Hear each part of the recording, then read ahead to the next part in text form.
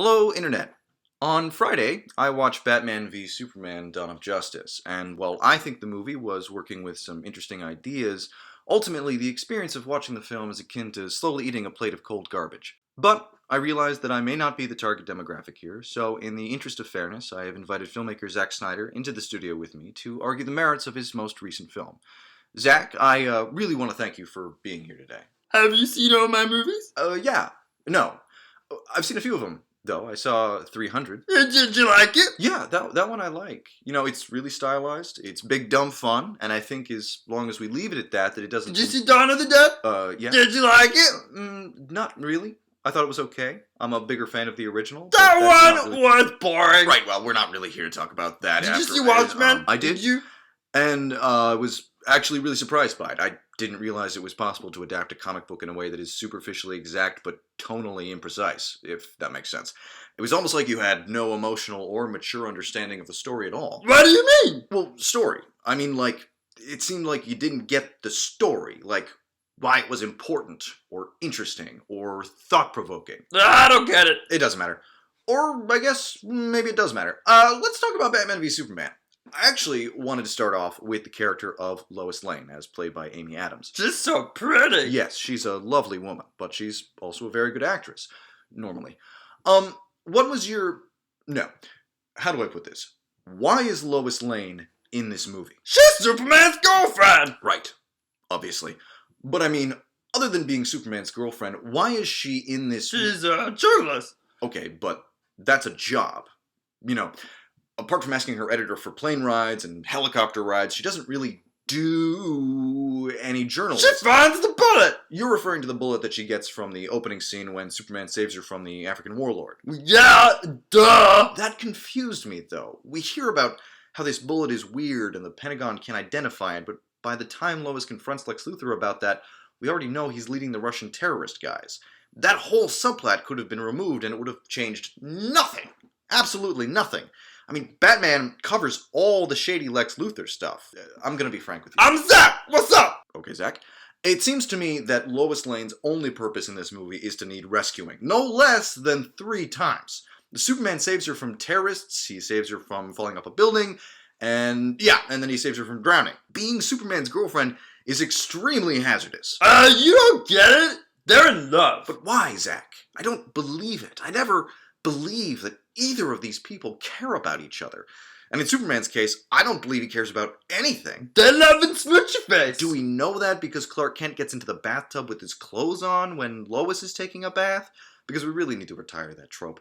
You can't use that as shorthand for love. You can't just plug in moments from better movies like a template and expect us to buy it because we've seen it before and writing realistic characters is too hard. Why is Lois Lane in this movie? She's Superman's girlfriend. But why? Why is she Superman's girlfriend? Superman is mopey, and he doesn't like people. I don't understand why Superman saves people in this movie. His father in the last movie told him the kids deserve to drown. His mother in this movie said he doesn't owe anybody anything. He wears a permanent scowl on his face. He's a hypocrite. He spends half the movie asking why nobody stopped the Batman, which, by the way, is a perfectly reasonable thing to think, since this version of Batman is totally cool with branding criminals and shooting them with machine guns and landing on top of them with his giant death tank. It's better than the tumbler. Really not the issue, Zack. It's all like, pa-choo, boom. He's so mad. He's so mad, Batman.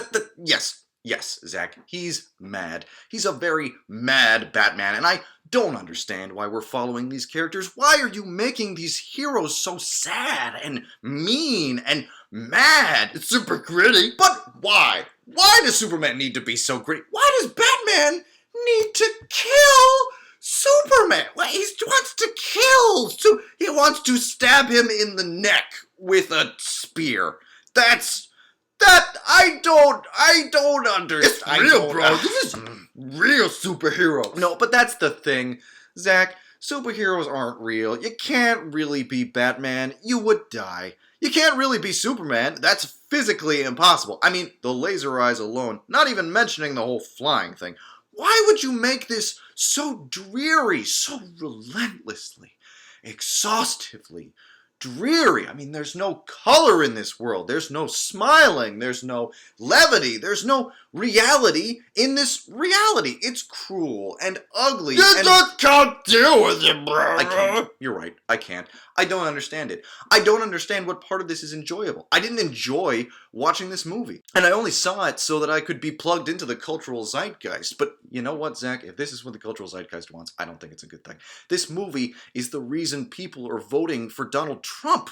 It's just mindless violence without redemption or thought or compassion. It's borrowing scenes and motifs from other better pieces of work, comic books, without any originality or insight into what makes these characters enduring and laudable and inspiring. This movie is disturbing and lacking in morality. Dude, it's a movie, not a Sunday school lesson. Right, even though you made it very clear in the last film that Superman is Space Jesus. What I mean by lacking in morality is just that nobody in this movie takes a stand for anything, except Lex Luthor, until his character completely disintegrates. It's just so cold, Zach, and joyless. There is no joy here.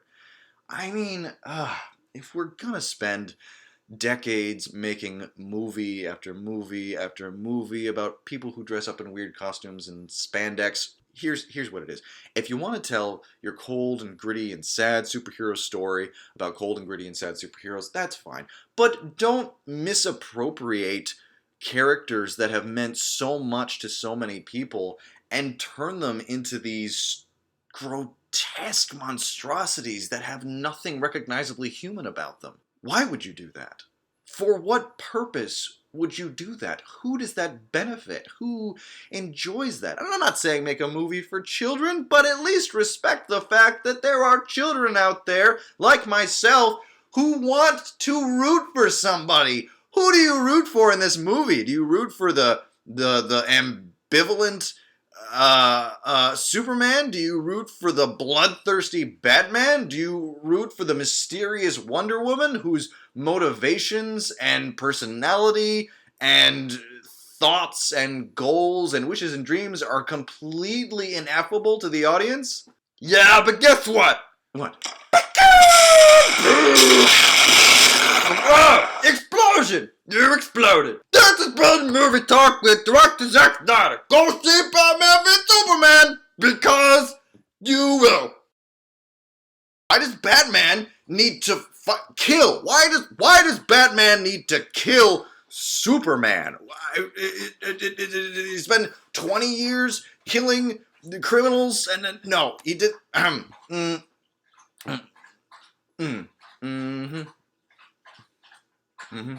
My dog's she's drinking some water right now. It's okay. She's been sleeping for a bit, so I'll just let her do that and get back to the rant as soon as she was done. Don't know why she's so thirsty. She's been sleeping for the last 15 minutes. Look at that. She's really... Oh, there she goes. She's done. All right. But why?